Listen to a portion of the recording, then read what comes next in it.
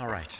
So John always tries to give you guys something to think about, and my style's a little different from his, but I'm still going to try to give you something to think about today. So I think the thing that's been most on my heart is that I think we've all gone through more, possibly more in the last however many months since March, emotionally, physically.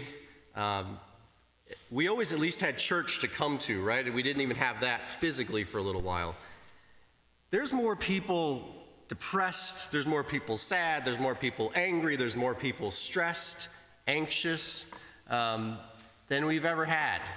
And when that happens, people don't usually get along that well, even when they normally would, right? If you're angry all the time and you see somebody out, you don't give them that nice, friendly anything, right? You might just walk right past them, and we're all masked anyway, so maybe they didn't even know it was you and you just got to walk on by.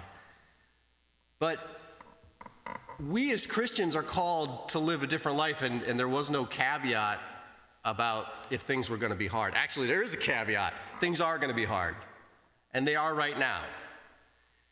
And we are still called to love each other better than we deserve, right? So when we're all anxious and angry and upset with each other, when we're at our ugliest, the world's going to know that we're different because we still love each other, right? Because they're not loving each other. If you look out at all, there's not a lot of love for each other right now.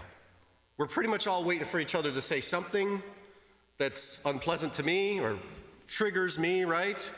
So that we can argue. And I don't know that I'm seeing this all that much in the church either. Not just our church, in the church across the country. We're not necessarily just loving better. We're shouting louder sometimes. We want to get our point across really good. And we're buying the same narrative that everybody else does, which is we got to change everything at the highest level, right? The government's going to fix everything for us, right? We've got to make sure our person's there. The government's never going to change the hearts of the people.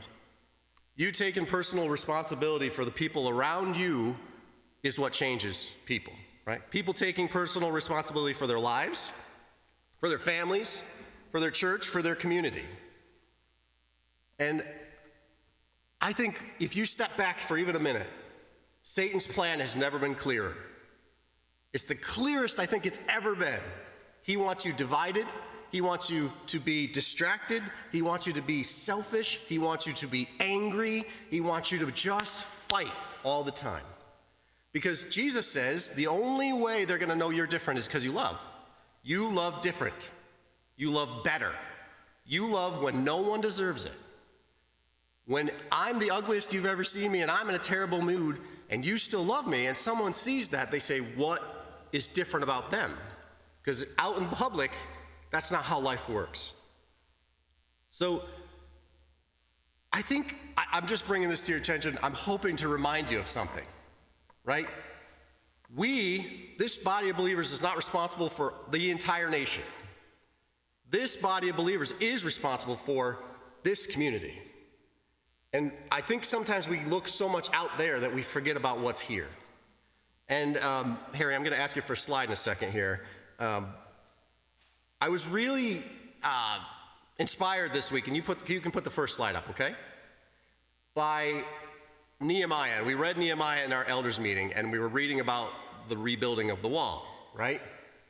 And you may not be able to see all this, but they had been out of Jerusalem for a long time, and King Artaxerxes is sending them back. And once you get a little further into Nehemiah, he starts talking about families and brothers rebuilding these parts, right? The groups were coming together and they were rebuilding parts, and they've got all these cool names like the Chamber of the Corner and the Tower of Mia and the Corner Gate, the Old Gate, and there's a whole chapter that names the people, right? These are families, these are communities, and not only are they rebuilding together, they literally are the flank for a war that's going to go on, right? They're protecting each other because of what's in the middle here, right? They're trying to put up a boundary around what's important, which is their home. They're trying to go back to the temple. They're trying to get back to the holy of holies, right? And so I wanted to just give you guys something to think about. Because our homes and our church being spiritually strong, I think is pretty close to the same. So give me the next slide, will you, Harry? Okay, you might recognize the map. There's a couple of lakes there, Seneca, Cayuga, and you got a bunch of dots all the way around. And I've given us cool names too. I didn't go without the cool names. So we've got the North Tower. North Tower is built up of the Hidrogos, the Steckles, the Powers, and the Halls. Then you've got the Western Beaches. Western Beaches are, you've got Rollins, you've got Roxy, you've got Evelyn, you've got Shirley and Amy. You've got the Eastern Wall, you've got the Elsheimers, you've got Ida, you've got the Rosses, you've got the Barretts, you've got the Powells on this side. You got the South Gate, and the South Gate, the Wades have been holding that all by themselves for, I guess, a long time, right?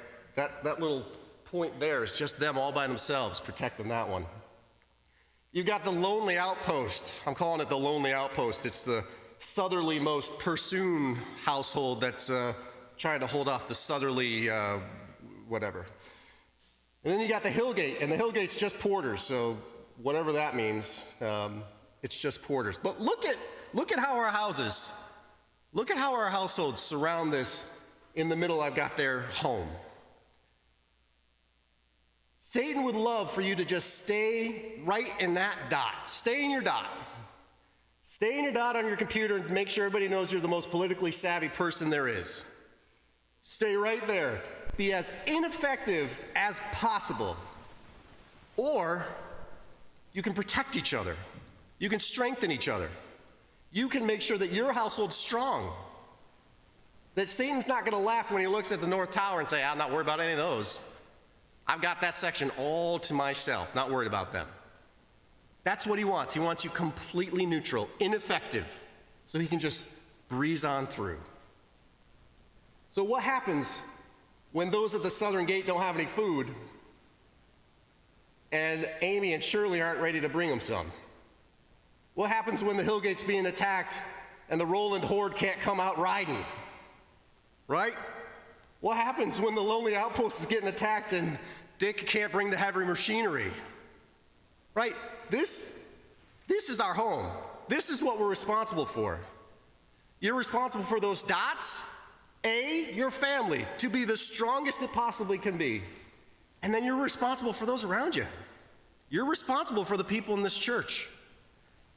If you've done all that, if everyone here is completely served perfectly, then maybe go spend some time talking to people about politics. Because this is way more important than that. And I can tell you for sure that every dot is not fully served, is not fully supported. Probably my dot shouldn't, I don't know if it should barely even be on there, right? So what I'm trying to show you is we have a home just like they did. We are set up almost strategically the same way. And I don't want Satan laughing at this region saying, I don't have to worry about them. They're not changing anybody's lives. No one's coming to Christ because of them. I can breeze through there and not even worry about it.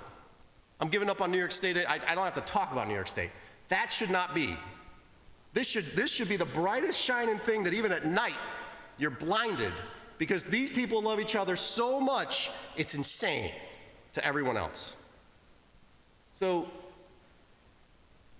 anyway, I wanted to give you something to think about, because even in the midst of COVID, that's not going to change. It's just got to shine brighter. It's got to be better. It's going to be harder. We are going to get on each other's nerves more. We're not as happy. Things aren't going as great. We have to wear masks. Can't give each other as big of hugs. Can't eat together like we love to do. So it's going to be a little harder. But these houses haven't moved. These people haven't moved. But Satan is laughing at this country. It's a joke. But this part doesn't have to be. This part definitely doesn't have to be. So love each other so much that everyone looks at you like you are crazy. All right? All right, so that's my try to get you to think about something today.